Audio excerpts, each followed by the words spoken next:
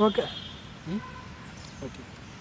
So now we are dealing with India's nutritional challenges. So the source is a report of the Working Group on Nutrition for the 12th Fair Plan. Planning Commission has constituted a number of working groups relating to many sectors, and many of them have submitted reports so as to provide inputs for the 12th Fair Plan. And one of the working group, it has worked on nutrition. So this is the report of the working group on nutrition for the 12th Fair Plan.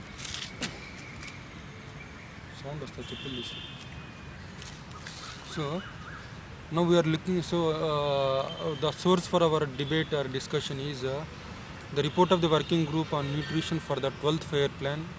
So it deals with India's nutritional challenges. Let's look into what is there in the report.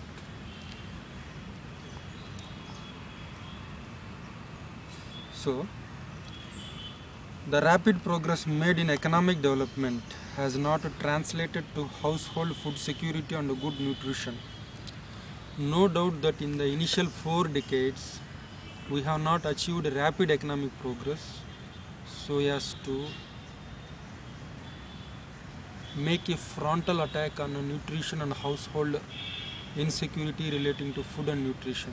But in the last 2 decades, we are growing at very good rates, around on an average 8 to 9% growth. But even this growth in the last 2 decades, it was not so effective in addressing the nutrition and other aspects of deprivation. So here the one point which I want to highlight is India's growth story. We have failed to leverage economic growth to address low levels of human development in India. The reason why we have failed is we have experiences at the global level. Take Brazil, take South Korea. They also started with the reform process by and large at the same time when we started. So there in Brazil and South Korea, the governments have taken an initiative to intervene in terms of social infrastructure. So we started recognizing the importance of health and education very recently. They did it 2 decades back. So they are ahead compared to India in terms of human development indicators.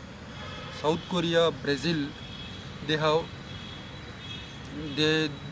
realized the importance of investing on health and education, and so they started investing on health and education way back in 2 decades back.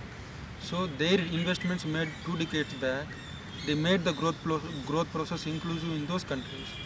We failed to invest adequately on health and education 2 decades back. We are starting that process right now. We just made a beginning and we have to travel a long journey. So that's why even despite having 2 decades of good economic growth rate, we still have low levels of human development. That includes many things: undernutrition, poor quality health care, poor quality of education being imparted, majority of the people do not have right skills. So all these things, they were lacking because we have not invested heavily on health and education 2 decades back. That is the reason why Indian growth process was not so inclusive. That is the reason why this statement. The rapid progress made in economic development has not translated to household food security and good nutrition. Malnutrition continues to be a major public health problem. Undernutrition, especially among women and young children, coexists with overnutrition in the country. The undernutrition levels is persistently and unacceptably high, especially in utero and in the first 2 years of life in adolescent girls and in women across the life cycle. So, what I want to convey is there is an intergenerational cycle of malnutrition. There are multiple deprivations which cuts across generations. Mother is anemic, mother is undernourished, that's why the child is malnourished and anemic. Because what to say, in India, I have figures, I will let you know later on. Majority of the women, they are giving birth to child even before the legal age of 18 years. More than 50% of the women, they are giving birth to child before 21 years. Around 30% of the women, they are giving birth to the child before 18 years of, which is called the legal age of marriage in India. So what are the consequences? And apart from that, apart from giving birth to child at very early age, there is no adequate spacing between the children. They are giving birth to children regularly without spacing. So this is complicating the problem, because on the one hand the mother is not ready for giving birth to a child, on the other hand you are not giving adequate spacing in between the children. So the mother is getting at risk, because she is already anemic and undernourished, and apart from that she is allowing to have a child without any spacing. So this is the risk associated with the Indian women, and here government has to intervene to see that there is adequate spacing and there is adequate community awareness, so as to get the women married not at a very early age, which we call child marriage. Okay. During the 11th 5-year plan, nutrition assumed a central role and has gained highest attention and priority. So we started with the process of giving attention to nutrition, much more attention to nutrition from the 11th 5-year plan. We intervened, but the interventions have not yielded results. That is an unfinished agenda. So we are moving in the direction to finish that agenda in the 12th 5-year plan. So during the 11th 5-year plan, nutrition assumed a central role and has gained highest attention and priority. In view of this highest national priority accorded to combating malnutrition in the country, a new policy direction was provided by the Prime Minister's National Council on India's nutrition challenges. Initial stages of work along the directions of the PM's Nutritional Council have already begun and have to be taken forward more aggressively during the 12th 5-year plan. Therefore, the vision for 12th 5-year plan on nutrition would be to move towards nutrition security, especially the more vulnerable infants and young children, adolescent girls and women across the life cycle, fulfilling their rights to nutrition, health and human development to their full potential. For ensuring this, the 12th 5-year plan would continue to position the development of children at its center and recognize nutrition as critical for ensuring child survival and development. So, in this perspective, a working group on nutrition was constituted by the Planning Commission to recommend the priorities and strategies for nutrition in the 12th 5-year plan 2012-17. Okay? Okay, can you stop? No, continue. So the rationale for investing in nutrition is globally well recognized, both as a critical development imperative and as central to the fulfillment of human rights, especially those of the most vulnerable children, girls and women. So in India today we are talking about demographic dividend. Hear me. Demographic dividend, in the sense every nation will get a historic opportunity of this kind of demographic dividend. Right now we have bulk of the population in the working age group. So to reap this demographic dividend, we need to invest adequately on nutrition, health and education in this country. Otherwise that demographic dividend will become a demographic nightmare.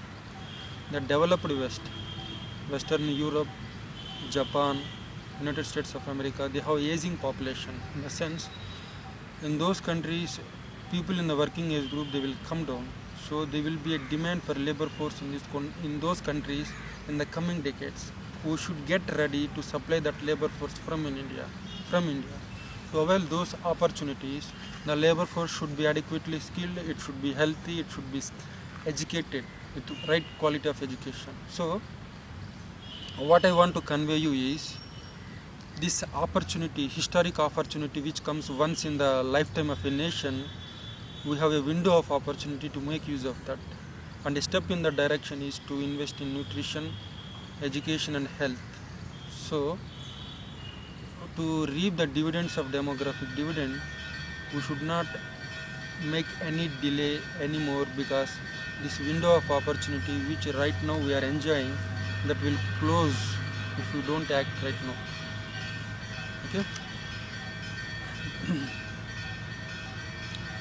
See, this nutrition constitutes the foundation for human development by reducing susceptibility to infections, reducing the related morbidity, disability and mortality burden, enhancing cumulative lifelong learning capacities and adult productivity.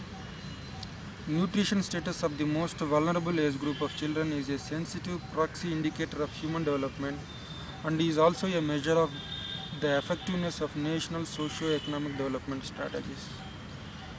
India is going through economic, social and developmental transition, and now it also faces the double burden of malnutrition. Undernutrition among vulnerable group persists, while some segments of population due to change in lifestyle face the risk of non-communicable degenerative diseases due to overweight or obesity. Both require attention and developmental treatment in planning and action. See the problem. See, in India, the child has to be fed within 1 hour of taking birth, and he should be fed exclusively breastfeeding for the first 6 months. We are not doing this. This is the reason. If this is done as per the report of Lancet, around 19 to 21% of the infant deaths, they can be controlled, they can be prevented just with the one single step, facilitating or enabling the mother to give breastfeeding to the children, exclusively breastfeeding for the first 6 months, and the child should be fed within one hour of the birth, because we will call it the first milk. After the mother gives birth to the child, the first milk, it is called colostrum, colostrum. It contains good proteins, antibodies, which are most required for the child. So it will be, this colostrum will be secreted in the initial few days by the mother. It will also help in establishing protective bacteria in the intestine of the child. So there are multiple advantages of being fed with the child with this colostrum, and exclusive breastfeeding in the first 6 months, and complementing the breastfeeding with supplementary nutrition subsequently. This we are not doing because there is no enough awareness on the part of the community. This is the reason why we need to restructure and strengthen ICDS so as to impart this awareness among children. So the government has come up with a whole lot of schemes, like Integrated Child Development Services Scheme to provide supplementary nutrition, informal preschool education, nutrition and health education, health checkup, referral, immunization. So all these components, they are part of ICDS. And later on, Janani Suraksha Yojana. This is to facilitate institutional deliveries to bring down maternal mortality rate. And we have Indira Gandhi Matrutva Sahayog Yojana, which is a conditional maternity benefit scheme, which incentivizes the pregnant and lactating women by providing cash incentives to come to the primary health care and Anganwadi center to take care of the woman and the child. And apart from this, we have the Rajiv Gandhi scheme for empowerment of adolescent girls. So the poor adolescent girls, they were deprived of proper nutrition, and they don't have the skills, vocational skills to get themselves self-employed. So to address all these problems of adolescent girls relating to nutrition, empowerment, the government has started national Rajiv Gandhi scheme for empowerment of adolescent girls. We have total sanitation campaign, we have national rural health mission, we have national drinking water mission, which is right now called National Rural Drinking Water Program.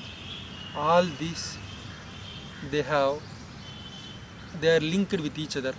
So, and we have PDS, public distribution system. We have cooked midday meal scheme.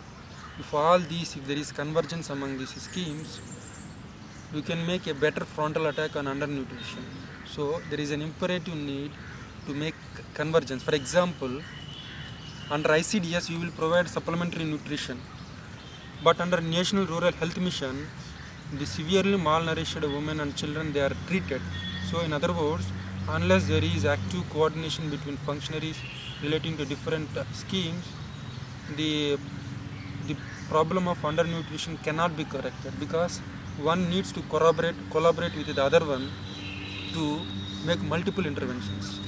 Okay.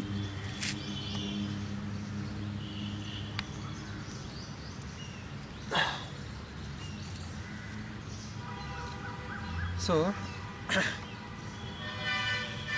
see, it is not enough if you provide the child with proper nutrition. In the sense, if you make available food to pregnant women, lactating women, adults and girls and children, it's not sufficient, because they should have access to safe drinking water. Unless you have safe drinking water, you can't absorb the food you take. The time you take the food, and if you fall prey to some illness or infection, what is the fun in providing the food? So health of an individual, let it be an infant or adults and girl or pregnant and lactating mother, it is a function of many things. For example, providing safe drinking water will allow the child to absorb the nutrition which you provide, and he should have proper hygiene environment. You should have safe drinking water, hygiene environment, and a whole lot of other things. So we need to look at it in a holistic way.